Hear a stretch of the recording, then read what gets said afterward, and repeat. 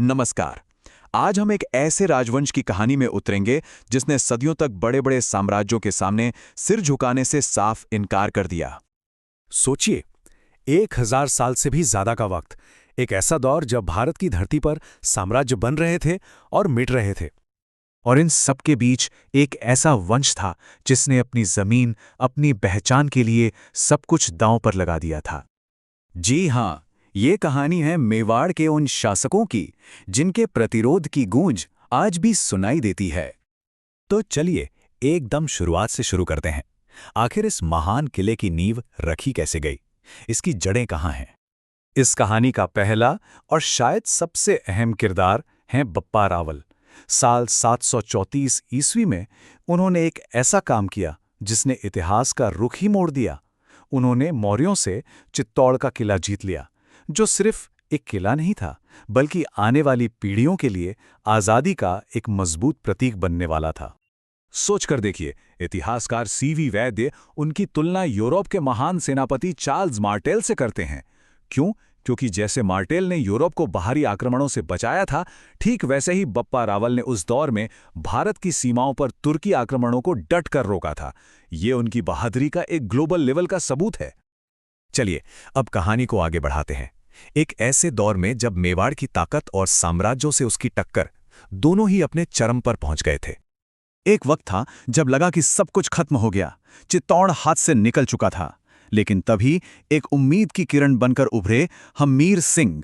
उन्होंने न सिर्फ चित्तौड़ वापस हासिल किया बल्कि दिल्ली के सुल्तान मोहम्मद बिन तुगलक को भी शिकस्त दी।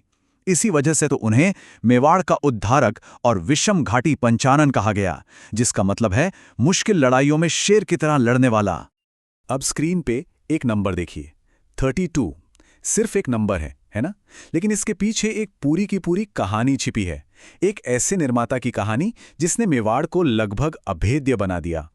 ये 32 असल में उन किलों की संख्या है जो मेवाड़ के कुल 84 किलों में से अकेले महाराणा कुम्मा ने बनवाए थे। सोच सकते हैं? और बात सिर्फ किलों की नहीं है, उन्होंने चित्तौड़ में 9 मंजिला विजय स्तंभ भी बनवाया जो आज भी शान से खड़ा है। और हाँ, वो एक महान योद्धा तो थे ही, साथ ही कमाल के संगीतज्ञ और लेखक भी थे। और अब एक और संख्या, 80। ये नंबर एक योद्धा के जीवन की कच्ची सच्चाई को दिखाता है।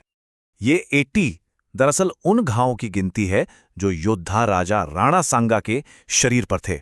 जी हाँ, 80 घाव।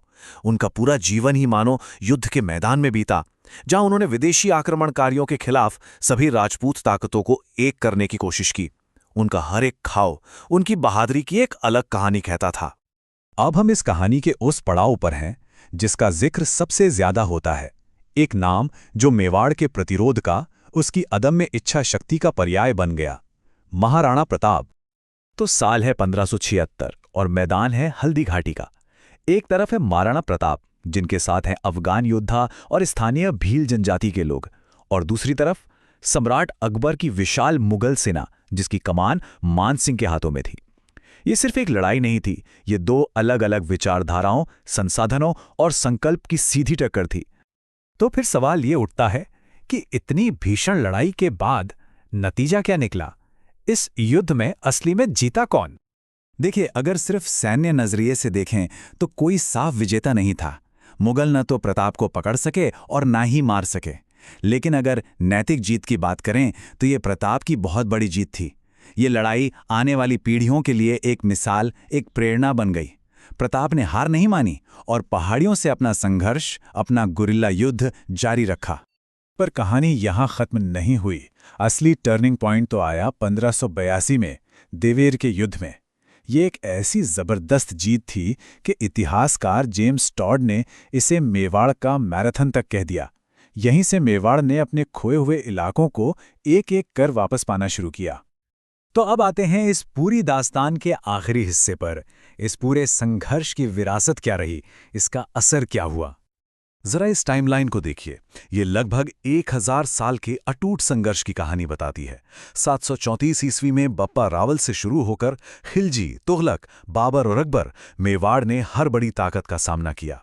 ये उनकी दृढ़ता और आत्मसम्मान की एक अविश्वसनीय गाथा है। और अंत में जब 1615 में महाराणा प्रताप के बेटे अमर सिंह ने मुगलों से संधि की भी, तो वो भी कोई आम संधि नहीं थी। मेवाड़ के राणा को मुगल दरबार में खुद हाजिर होने से छूट दी गई। ये उनके सदियों लंबे संघर्ष को मिला एक सम्मान था, एक इज्जत थी। तो मेवाड़ की कहानी सिर्फ एक राज्य की कहानी नहीं रह जाती। ये आज़ादी, अपनी पहचान और अपने धरती के लिए लड़ने की एक ऐसी मिसाल बन गई जिसने आगे चलकर भारत के स्वतंत्रता संग्राम में भी अनगिनत लोगों को प्रेरणा दी। तो आखिर में बस एक सवाल मन में आता है, ऐसी कौन सी चीज है, कौन सी ताकत है जो प्रतिरोध की इस भावना को, इस जज्बे को सदियों तक जिंदा रखती है? शायद मेवाड़ की कहानी हमें इसी सवाल का जवाब ढूंढने के लिए प्रेरित करती है।